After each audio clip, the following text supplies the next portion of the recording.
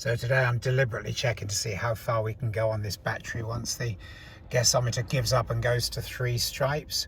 We've got 23 kilometers up already. Still showing 4.9 kilowatt hours on the battery, but oddly enough, when we set off, we were showing 5, and I used just over 5 before switching off to let the cells equalize down near the bottom.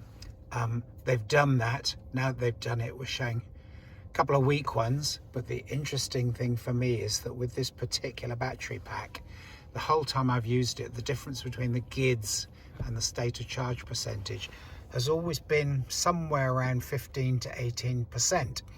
Now that I'm running it down nice and low to teach the BMS exactly how much power there is available from the batteries, obviously I'll go back and I'll charge it up to full once I've got it down as low as I dare.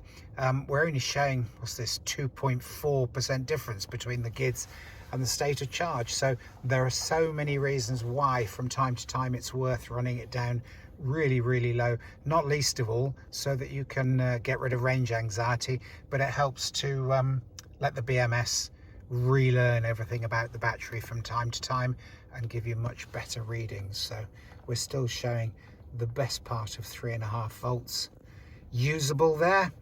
A couple of them are dropping down to about 3.3, 3.2 at the moment, but the battery will still work as long as they're above 2.8. So onwards.